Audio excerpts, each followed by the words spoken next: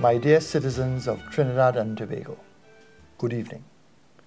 My wife and I are humbled to come into your sanctuary, your very home, as we celebrate and honor our fathers and father figures on Father's Day. In this year's Mother's Day message, we paid homage to all the mothers of Trinidad and Tobago who sacrifice daily for their families, and we spoke of the need for broken mother-child relationships to end and mend. Today, we commend those wonderful fathers, and similarly, we do hope that Father's Day and this message will be a balm for those fractured father-child relationships. Fathers, do not underestimate your game-changing role in molding strong, stable families and happy, responsible children. A father's traditional role has been that of provider in the household. In these challenging times, both mother and father are out working to make ends meet. And there are even fathers who are also stay-at-home dads. It is therefore important that as fathers, we recognize the powerful utility and value of our presence, emotionally, spiritually, psychologically, and financially, in a loving and secure home environment. The impact and influence of the matriarch in the home is waning. We men must therefore step up to the plate to support at home the working mother and assume more responsibilities than we have shouldered in the past in running the household. There is a type of emotional love, care, and wisdom that only a father can impart to a child. Perhaps it has to do with how children associate their fathers with superhero status, believing that he will protect them from every adversity at all times. Perhaps it has to do with the psychological and emotional needs of the child in requiring the joint efforts and input of both mom and dad in raising them. Possibly, it has to do with something more innate, rooted in the very core of our souls as men, to aspire to provide the very best for our families. The stark reality is simply this: the road to a child's success can be a bumpy one, and as fathers, we must always be there to guide our children along that road. Because if we don't, who will? Children need their fathers in their lives as much as they need their mothers. We are proud parents of two wonderful children, and I am fortunate and grateful that the responsibility and joy of raising our children has been a shared experience between His Excellency and me. At the end of the day, a child will be better off because of the love, input, and inspirational involvement of both parents in his or her life. Fathers simply providing for the financial needs of your family is not enough. Fathers truly enrich their families by leading by example in the home, in their jobs, and in their general attitude, interactions, and disposition.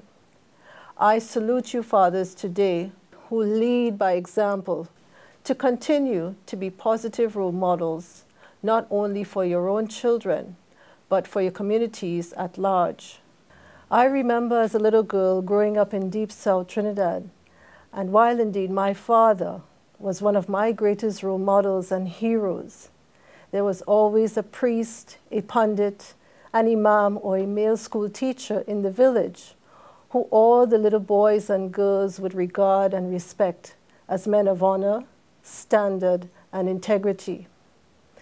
They were great father figures who influenced their communities in a positive way. The author, Clarence Buddington Kellan, said, and I quote, "My father didn't tell me how to live. He lived and let me watch him do it," end quote. One of the greatest gifts any parent, father, or mother can ever provide to his or her child is to live a life worth emulating, to lead by example, to be an inspiration. Sometimes, as parents, what is required of us by our children is the simple eloquence of our example. Yes, as the old people say, monkey see, monkey do. Fathers of Trinidad and Tobago, be your children's heroes or even their superheroes.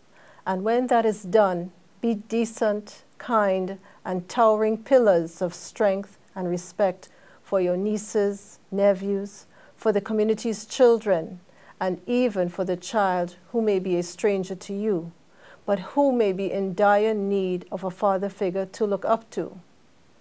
To the men of our republic who make it their duty to be good, solid role models and mentors, you can be the difference between a child on the verge of failure and dysfunction in life, and that same child who sees in your example the inspiration and confidence not to give up, be it at school, sports, swimming, or football, even on dreams and indeed on life itself. Equally, if you are a delinquent or absent father, your child may well be or grow up to be a product of your actions or inactions in his or her life. It is a fact that often a good child is the collective reflection of a stable, holistic environment. Hundreds of children have been coming to the office of the President as our guests, from preschool to university. And I have been stumped by what some preschool and primary school students ask of me. It is emotional, as well as hurtful. They ask, "Can you be my daddy?" It is a reflection of an emotional void in their lives, that daddy is not being daddy, or that daddy is simply not around. If you are that kind of daddy, you must do something about it and become the daddy that your child wants you to be. As a former prosecutor and judge of the criminal courts of Trinidad and Tobago, I have come across many a man-child standing in the dock charged, often the result of fatherly neglect. They were generally between the ages of 17 to 30. They were from broken homes, battered and beaten down by life, by poverty, by having to be the man of the house at too early an age, and to provide food and money for their mother and siblings, because there was simply no father or reliable father figure in their homes or lives. Circumstances can force a young man to be influenced by bad company, be tempted by quick, easy money, become part of a gang, ending up in jail, and then his own child is left fatherless and wanting. And a vicious cycle of man's inhumanity to man becomes a relay race with no end. We fathers can stop that cycle of dysfunction in Trinidad and Tobago by simply being there for our children at all times. The man-child in crisis is salvageable, and very often he needs the support of those who love him and those who know better.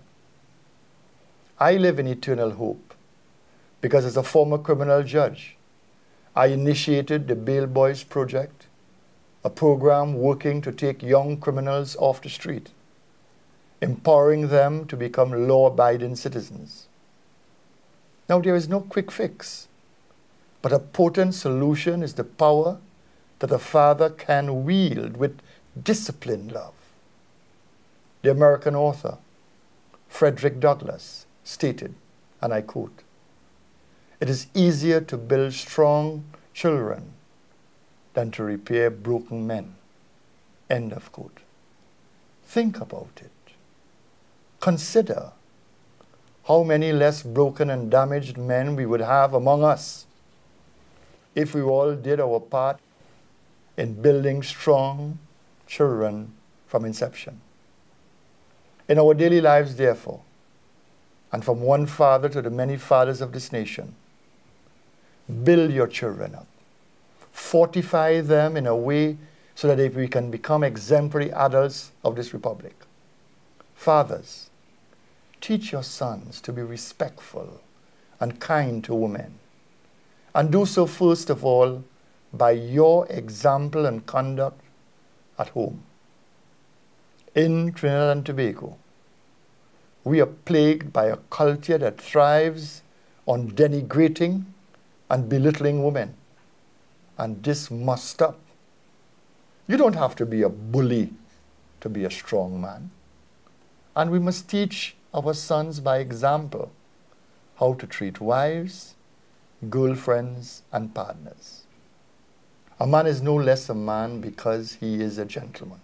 On this Father's Day, fathers, reflect on the role you are playing or not playing in your children's lives. If you are absent or barely present in your child's life, just clean up your act and get involved in your child's life. Be supportive, be visible, be active. In 2014, when Malala Yousafzai received her Nobel Peace Prize, she said of her father, and I quote, "I am thankful to my father for not clipping my wings and for letting me fly," end quote. To every father of Trinidad and Tobago, when the time comes and your children speak of your legacy in their lives, let it be that they are thankful because you did right by them as a father, as a provider, as a supporter of their goals and aspirations. Fathers, let your children fly and soar and reach for higher heights in their own lives, so that they in turn can become better human beings, better citizens, better men and women, and of course, better parents. That is the gift my now 90-year-old father gave me, to fly and soar with dignity, respect, humility, and compassion. And that is the gift I will pass on to my children, and hopefully they to their children's children. My fellow citizens, that is the cycle and legacy of love and humanity that we must seek to engender in every child and every man and woman in this republic. On behalf of our entire family, including our children, Christian and Anura, we celebrate, we honor, and we salute all the fathers of Trinidad and Tobago. Yes, let's make a big deal out of Father's Day, because our fathers are our kings and leaders in their own right, and importantly, in their own homes. Fathers, you are all special and truly appreciated. Have a wonderful, joyous, and blessed Father's Day. And good night to my dear citizens of Trinidad and Tobago.